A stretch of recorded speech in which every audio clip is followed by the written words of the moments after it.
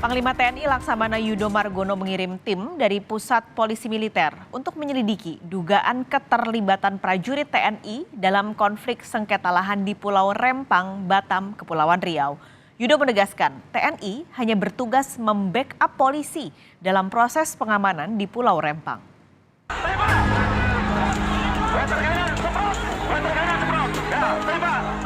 Pasca kericuhan antara warga dan aparat keamanan terkait sengketa lahan di Pulau Rempang, Batam, Panglima TNI Laksamana Yudo Margono mengutus Pusat Polisi Militer atau Puspom TNI ke Pulau Rempang. Yudo menegaskan pengiriman Puspom TNI untuk memastikan apakah ada oknum TNI yang terlibat dalam kericuhan sengketa lahan di Batam. Sebelumnya, Yudo juga sudah mengimbau personel TNI agar tidak terlibat konflik dengan warga sebab tugas TNI di sana hanya membantu dan berada di belakang polisi. TNI kan dalam hal ini adalah BKO pada Polri. Ya, kita berada di belakang untuk itu.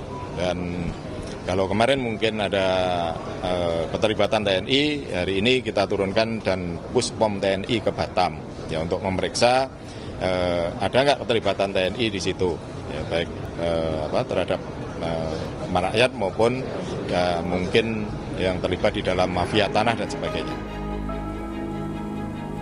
Sementara itu, warga kampung Tanjung Banon, Pulau Rempang, Kecamatan Galang yang terdampak pengembangan mega proyek Rempang Eco City menolak relokasi dan pengosongan di Pulau Rempang. Warga memilih mengurangi aktivitasnya pergi ke laut guna mengantisipasi kedatangan petugas demi mempertahankan kampung. Pembangunan proyek pemerintah ini kan kalau dia nggak mengganggu merelokasi kampung, kita mungkin nggak merasa terganggu kalau untuk pembangunan kan. Cuman kalau kampung kita digusur, direlokasi, dipindahkan, kemana lagi kami mau kerja? Dan kalau kita di darat, kita memang hidupnya di laut, nggak akan bisa kita hidup di darat. Kita mulai dari nol lagi, kita nggak tahu tempat yang selalu kita kerja, nggak akan bisa. Boleh jadi kita mati kelaparan dulu. Untuk memindahkan warga Pulau Rempang, BP Batam telah menyiapkan lahan untuk relokasi. Di lokasi yang baru inilah, tiap kepala keluarga akan mendapatkan rumah tipe 45 senilai 120 juta rupiah dengan luas tanah 500 meter persegi. Namun lahan relokasi tersebut belumlah siap. Untuk solusi sementara, setiap kepala keluarga akan dibekali uang untuk mengontrak rumah sebesar 1,2 juta rupiah serta biaya hidup yang disesuaikan dengan jumlah orang dalam satu keluarga hingga lokasi relokasi bisa ditempati. Menanggapi situasi yang terjadi di Pulau Rempang, Presiden Joko Widodo menilai adanya komunikasi yang belum berjalan dengan baik antara pihak-pihak yang terlibat. Sementara PPHI menyoroti masalah pembangunan Rempang Eco City tersebut belum memperhatikan hak asasi manusia. Komunikasi yang kurang baik. Saya kira kalau warga ajak bicara, diberikan solusi, karena di situ sebetulnya sudah ada kesepakatan bahwa warga akan diberi lahan 500 meter. Plus bangunannya 40 tipe 45. Tapi ini kurang dikomunikasikan dengan baik sehingga terjadi masalah. Tapi menurut saya nanti mungkin besok atau lusa Pak Menteri Bahlil akan ke sana akan memberikan penjelasan mengenai itu. Membuktikan bahwa pembangunan proyek strategis nasional masih jauh dari perspektif hak asasi manusia, di mana di dalamnya ada hak atas tanah, hak atas lingkungan, lalu ruang hidup masyarakat yang tidak pernah menjadi pertimbangan dan sekali lagi justru dihindari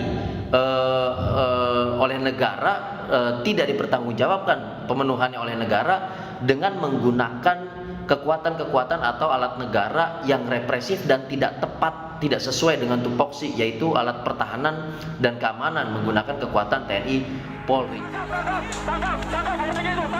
Sebelumnya, kericuhan mengiringi rencana pembangunan Rempang Eco City di Pulau Rempang, Batam, Kepulauan Riau. Masyarakat menolak adanya pembangunan kawasan industri, perdagangan, serta wisata terintegrasi di lahan yang mereka akui telah ditinggali secara turun-temurun. Sebanyak 43 orang ditangkap pasca kericuhan. Mereka diduga melakukan kekerasan terhadap aparat keamanan serta terlibat dalam pengerusakan kantor BP Batam. Tim Liputan Kompas TV. Perkembangan informasi pasca demo penolakan proyek Rempang Eco City. Kita terhubung dengan jurnalis Kompas TV, Riki Rahmadoni dari Batam, Kepulauan Riau. Riki, sebenarnya sekarang sudah sejauh mana proses hukum terhadap puluhan orang yang ditangkap? Lalu apakah ada penambahan jumlah tersangka? Pascal, 34 orang pendemo yang ditetapkan tersangka ini saat ini masih ditahan di rutan Polresta Barelang. Nah, petugas penyidik saat ini masih melengkapi berkas P21 untuk akan segera diserahkan ke pihak kejaksaan. Untuk penambahan sendiri tersangka belum ada keterangan dari pihak kepolisian, Pascal. Kondisi sekarang, Riki, di kantor BP Batam suasananya seperti apa?